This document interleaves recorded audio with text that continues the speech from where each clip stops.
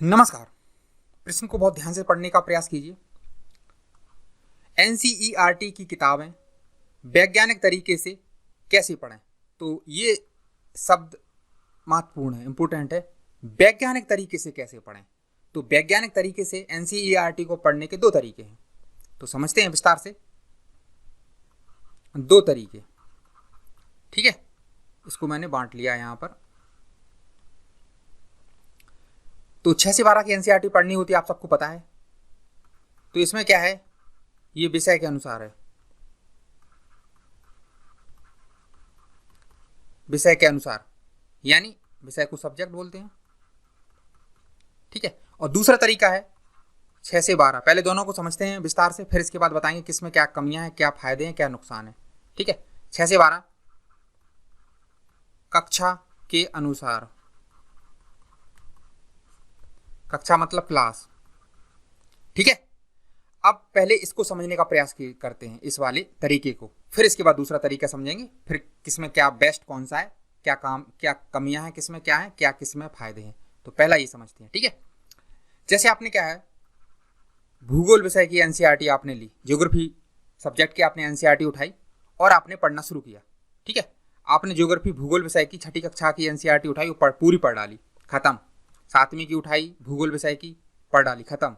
8वीं की उठाई, 9वीं की उठाई, 10वीं, 11 और 12, इसी तरीके से एक एक किताब उठानी है कक्षा की, और आपको उसी सेम विषय की, यानी भूगोल की कक्षा 6 की उठाई, पढ़ डाली। 7वीं की भूगोल उठाई, पढ़ डाली। 8वीं की भूगोल उठाई, पढ़ डाली। 9वीं की उठाई भूगोल, पढ़ डाली। 10वीं की उठाई भूगोल, पढ़ डाली। 11वीं की उठाई भूगोल, पढ़ डाली। और 12वीं की उठाई, लास्ट में भूगोल पढ़ डाली। यानी विषय क्या है, अभी आप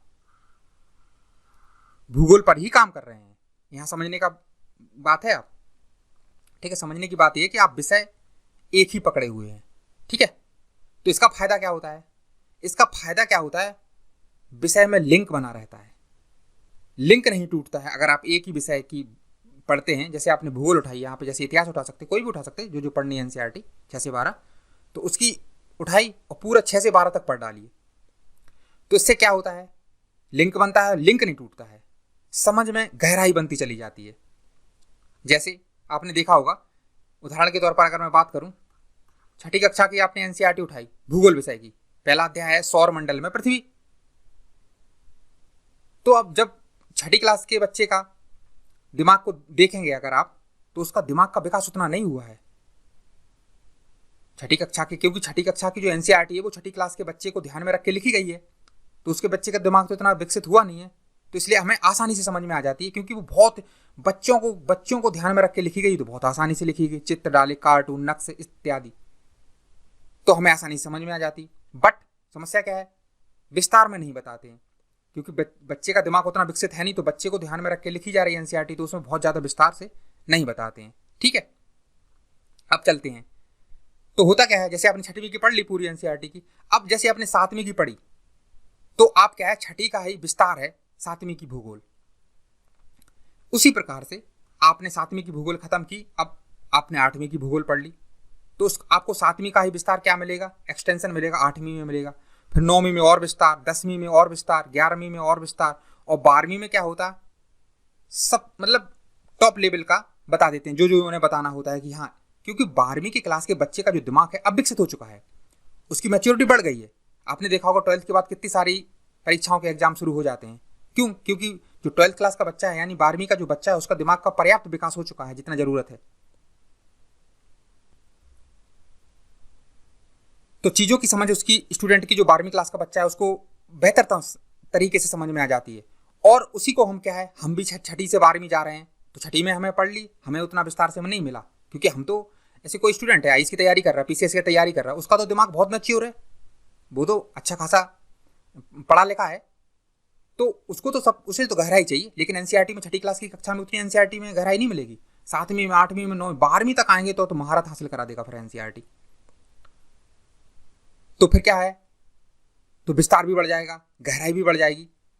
जैसे आप देखिए 6ठी क्लास में आप पढ़ते हैं तो सूर्य पढ़े, सूर्य भाई 6ठी कक्षा में क्या होगा एनसीईआरटी में, भूगोल के विषय में सूर्य होगा, सूर्य के बारे में, चंद्रमा के बारे में, ग्रहों के बारे में, लेकिन उतनी गहराई नहीं होती उनमें।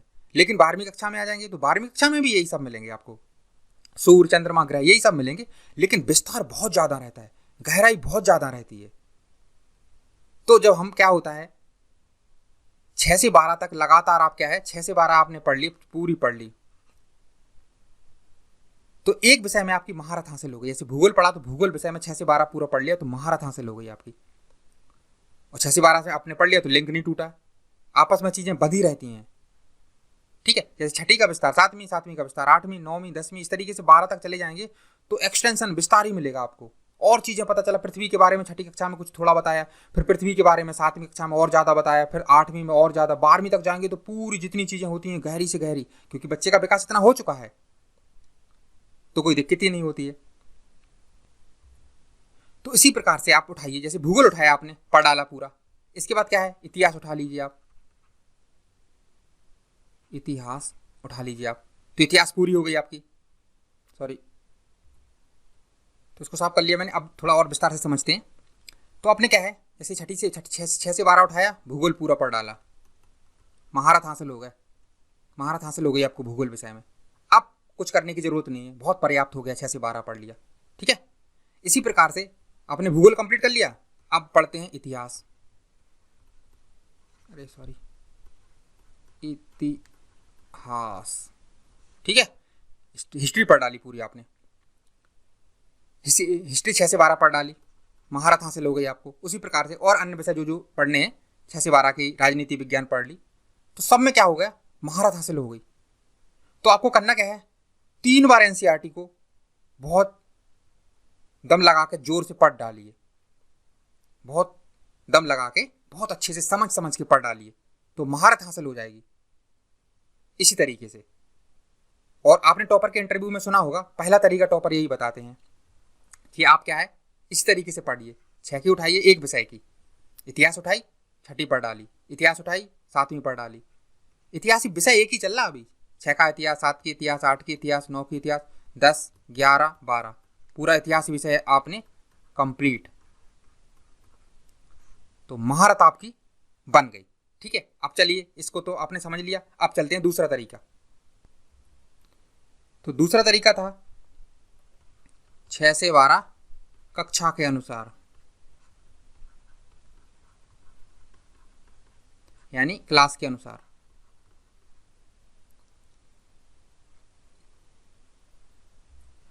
तो इसमें क्या होता है, इसमें जैसे आपने छठी कक्षा की उठाई एनसीईआरटी, ठीक है, छठी के क्लास की आपने पढ़ ली भूगोल, भूगोल की आपकी छठी कक्षा क्लास की एनसीईआरटी कंप्लीट हो गई। इसके बाद ही छठी क्लास की आपने क्या उठा ली, इतिहास की उठा ली, इतिहास की पढ़ डाली। ठीक है, इसके बाद आपने विज्ञान की उठा ली, ठीक है, और भी जो जो विषय हैं उनकी पढ़ डाली।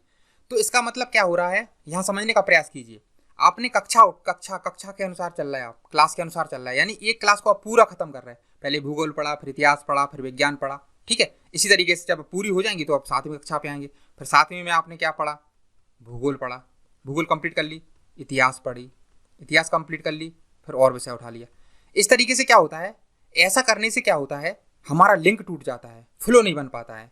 क्योंकि पता चला हमने छठी कक्षा की एनसीईआरटी में पढ़ी, पृथ्वी के बारे में थोड़ा बहुत पढ़ा, ज़्यादा नहीं पढ़ा, क्योंकि उसमें उतना गहराई से आई नहीं। अब आपने जैसे भूगोल पूरा हुआ नहीं हुआ आपका छठी कक्षा की, आपने विषय बदल दिया, क्योंकि आप इतिहास पे आ गए। छठी कक्षा में ही चल रहा है, कक्षा के तो छठी है, लेकिन आप इतिहास पे आ गए।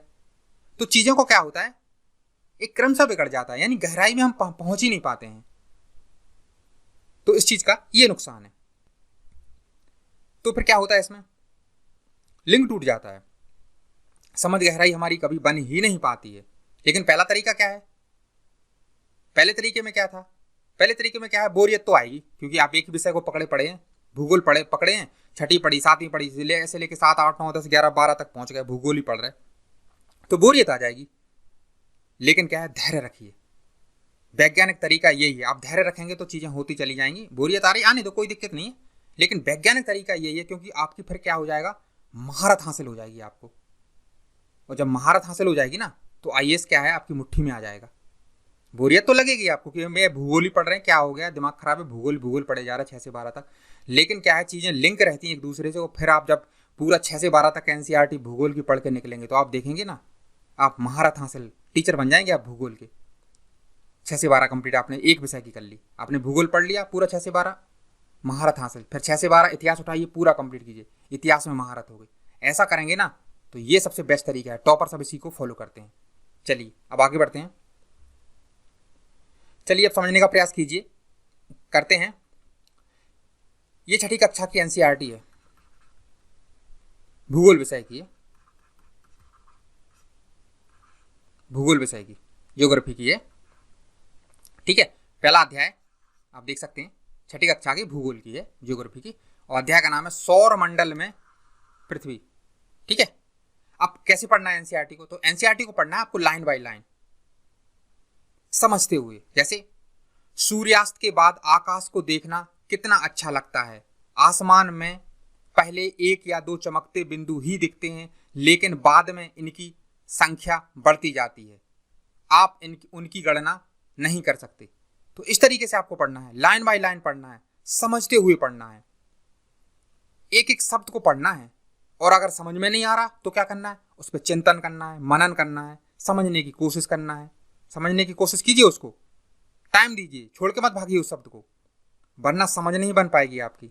अगर कोई कठिन शब्द आपको मिला और आप आगे बढ़ लिए, कह रहे हो गया ये समझ में नहीं आ रहा, देखेंगे बाद में, नहीं, उसको टाइम दीजिए उस शब्द पे और चिंतन मनन कीजिए। जब चीजें, कोई भी शब्द छोड़ना नहीं है आपको। जब आप लगे रहेंगे उस शब्द पे, अगर कुछ आपको लग रहा कठिन और समझ में नहीं आ रहा, जब लगे रहेंगे ना तो चीजें समझ में आने लगती हैं। क्योंकि ये आईएएस की परीक्षा है, समझ बेहतर होनी ही चाहिए यहाँ पर। अगर समझ बेहतर नहीं है तो फिर आईएएस का कोई मतलब ही नहीं बनता। अगर समझ बेहतर नहीं बढ़ रही है आपकी एनसीईआरटी पढ़ने से तो कोई मतलब नहीं पढ़ने का। तो बहुत धैर्य के साथ पढ़ेंगे, एक एक शब्द पढ़ेंगे, उन पर चिंतन मनन कीजिए, प्रयास कीजिए, बहुत ज्यादा जोर समय दीजिए, दोस्तों से डिस्कशन कीजिए, और वीडियो की हेल्प लीजिए, टीचर से हेल्प, जितने मतलब जो लोग आपके संपर्क में उनसे हेल्प लीजिए। और जब आप प्रयास करेंगे, बहुत ज़्यादा चिंतन मनन करेंगे तो उस प्रॉब्लम अपने आप ही सॉल्व हो जाती है। टाइम लेती है लेकिन महारत हासिल होगी इसी तरीके से आप करने से। अब देखिए यहाँ पर वही अध्याय है सौरमंडल में पृथ्वी, भूगोल विषय का ही है, 6ठी कक्षा की भूगोल का, एनसीईआरटी की भूगोल है, और सौरमंडल में पृथ्वी अध्याय है। उसी का जो ये है, आखिरी में जब हम पूरा अध्याय पढ़ लेते हैं तो आखिरी में क्या है, तो होते हैं अभ्यास, प्रश्न दिए रहते हैं आपको। यहाँ अभ्यास मिलेंगे जब आप और आगे की कक्षा में 11, 12वीं, 10वीं में पहुंचेंगे तो आपको प्रश्नावली लिखा रहेगा यहाँ पर, ठीक है। तो इसको बहुत ध्यान से समझने के प्रयास कीजिए। अब देखिए यहाँ पर प्रश्न देखिए, निम्नलिखित प्रश्नों के उत्तर संक्षेप में दीजिए। प्रश्न को ध्यान से पढ़िए ये वाला, ग्रह और तारे में क्या अंतर है? अगला प्रश्न, सौर मंडल से आप क्या समझते हैं? तीसरा, सूर्य से उनकी दूरी के अनुसार सभी ग्रहों के नाम लिखें। देखिए इस तरीके से ये भी प्रश्न है। तो इन प्रश्नों को क्या करना है आपको? प्रश्नों को हल करना है। और अगर आप हल नहीं कर पा रहे हैं तो एनसीईआरटी पढ़ने का कोई मतलब नहीं है। इसका मतलब क्या हुआ है? आपने एनसीईआरटी बहुत ध्यान से नहीं पढ़ी है, धैर्य के साथ नहीं पढ़ी है, समझ के साथ नहीं पढ़ी है आपने। तो बहुत ज्यादा धैर्य के साथ पढ़ना है। इनको प्रश्नों को हल करने का कोशिश कीजिए। अगर ये प्रश्न हल नहीं हो रहे हैं तो दोबारा एनसीईआरटी पढ़िए, दोबारा में भी नहीं हो रहा है तो दोबारा पढ़िए, तीसरी बार पढ़िए। जब तीसरी बार पढ़ेंगे तो अपने आप, मतलब किसी का अगर तीसरी बार में भी समझ नहीं बन रही है तो चौथी बार पढ़िए, 5वीं बार पढ़िए। लेकिन आप बहुत ध्यान से पढ़ेंगे ना तो पहली, दूसरी, तीसरी बार में ही काम हो जाएगा। और नहीं हो रहा तो चौथी, 5वीं बार पढ़िए। लेकिन क्या है, प्रश्नों को हल जरूर कीजिए। अगर आप हल नहीं कर पा रहे इसका मतलब है कि एनसीईआरटी आपने कुछ पढ़ा ही नहीं है, ठीक है। तो जब अगर आपकी एनसीईआरटी पढ़ी और समझ बहुत बेहतर हो गई तो प्रश्न अपने आप सॉल्व हो जाते हैं। आपको हर हालत में प्रश्न सॉल्व करने हैं। अगर आप प्रश्न सॉल्व नहीं कर रहे हैं तो इसका मतलब है कि आपकी समझ बेहतर नहीं बनी है। और अगर आपकी समझ बेहतर नहीं बनी है तो आईएएस का कोई मतलब ही नहीं है, क्योंकि आईएएस तो समझ का खेल है, ठीक है। तो इस तरीके से आप चले जाएंगे। पूरे अभ्यास प्रश्न में जितने भी दिए, प्रश्न ये दूसरा है, तीसरा, और भी बहुत सारे जितने दिए हैं, आपको पूरे शुरू से लेके पूरे प्रश्न अध्याय के जो अंत में दिए रहते हैं अब उनको जरूर करना है। चैप्टर के लास्ट में दिए रहते हैं तो उनको सॉल्व जरूर करना है, ठीक है। अब इस वीडियो का अगर मैं निचोड़ करूं तो पहला वाला सबसे बेस्ट तरीका है, विषय के अनुसार आप पढ़िए। एक विषय उठाइए, उसको फोड़ डालिए, कक्षा 6 से लेकर सीधा 12 तक रुकिए। 12वीं तक पढ़िए, पूरा फिनिश, एक साइड रख दीजिए विषय को। भूगोल पढ़ा, पूरा 6 से 12 पढ़िए। इतिहास पढ़ा, 6 से 12 पढ़िए, खत्म। इसके बाद सीधा महारत हासिल होगी आपको। तो एक तो ये करना है, ठीक है। इसके बाद क्या है दूसरा, लाइन बाय लाइन एनसीईआरटी को पढ़ना है आपको, हर शब्द को समझना है, कुछ भी छोड़ना नहीं है।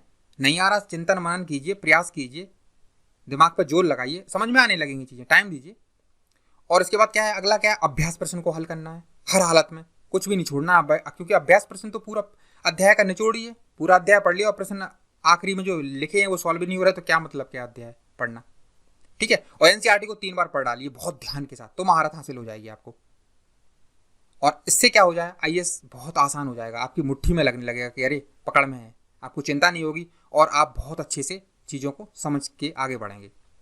आपको आईएएस लगने लगेगा कि अब मेरी पकड़ में आ गया है। अगर एनसीईआरटी बहुत ध्यान से पढ़ते हैं तो लगने लगता है कि अरे एनसीईआरटी आईएएस बहुत कठिन चीज़ नहीं है, और आप क्या है, मंजिल की तरफ धीरे धीरे बढ़ने लगेंगे और आपको एक दिन मंजिल मिल जाएगी।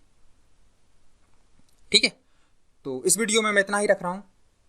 कमेंट के माध्यम से बताइए इसमें क्या अच्छा लगा, क्या बुरा लगा। अच्छा लगा हो तो लाइक कीजिए, अच्छा नहीं लगा हो तो डिसलाइक कीजिए। कमेंट के माध्यम से बताइएगा इसमें और क्या सुधार हो सकता है, और चैनल को सब्सक्राइब जरूर कीजिएगा। ठीक है, तो मिलते हैं अगले वीडियो में। इस वीडियो में इतना ही रख रहे हैं। धन्यवाद।